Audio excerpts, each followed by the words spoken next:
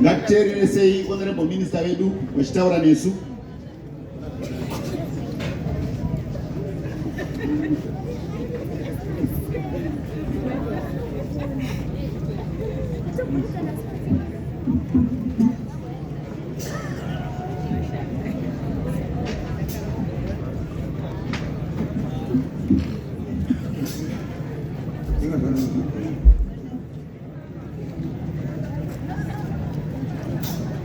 Masikati akanaka kwatiri tose. Makadini. Aiwa, ndotenda matema evaripo.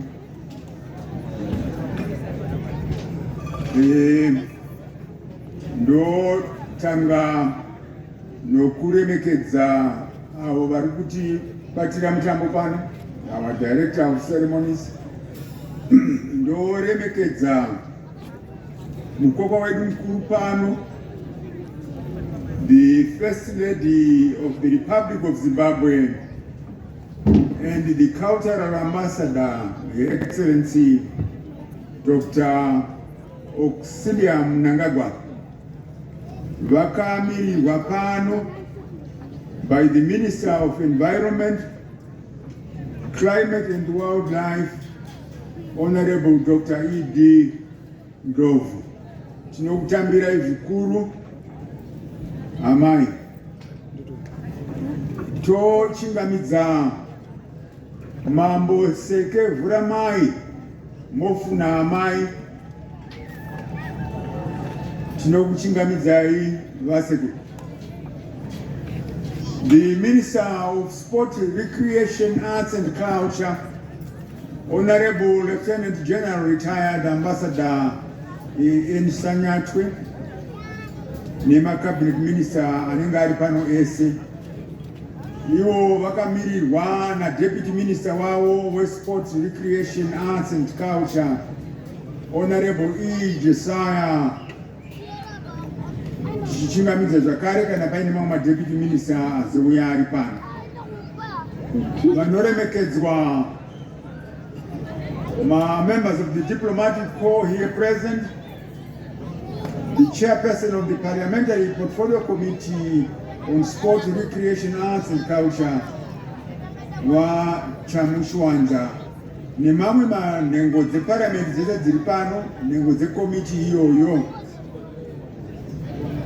The President of the Chiefs Council, tinovaremekedza nyange vasipo, avo vakamirira madzimambo ose munyika yedu, Senator Chief Kumalo nevamwe vavo vanenge vazosvika vanenge vari pano, vedu vemudunhu tavaremekedza kare. Nhengo dzinotungamira bato riri kutonga reZANU-PF dziri pano nemamwe mabato ese anenge akamirirwa ari pano. The Secretary for the Ministry of Sport, Recreation, Arts and Culture, Mr. Moyo, hereby represented by Dr. Chidakwa, nemamwe ma-secretary ese anenge ari pano. Tichiremekedzawo zvakare secretary wepolisi kedu vaChiriga, tinovatenda zvikuru, avapo vaenda kurufu. Senior government officials and heads of government institutions here present, the chairperson of the National Arts Council of Zimbabwe Board, Dr. Eni Maraire, and the fellow board members, the chairperson of the National Gallery of Zimbabwe Board of Trustees, retired Justin M. Cheda, and your fellow board members, the Chief Executive Officer of the National Arts Council of Zimbabwe, Ms. N. Nyani, Executive Director of the National Gallery of Zimbabwe, Ms. Ara Chikukwa, Bira Rembira Festival Organizers, Mr. P. Chibodza, Vamangwenya, Mr. Samkange, and Mr. Nyandoro. creatives, and cultural practitioners here present, school heads, teachers, parents, and school pupils, members of the media, fraternity, ladies and gentlemen, comrades and friends, vadzidzisi vana vechikoro hama neshamwari, ndinotenda zvikuru kuti ndauya kuzomira kusimudza pamberi penyu nhasi. It is with humility and sincere gratitude that I stand before you today, our guest of honor, mother to our nation, to welcome you to this very important event, the Bira Rembira festival being held here in Harare Metropolitan Province.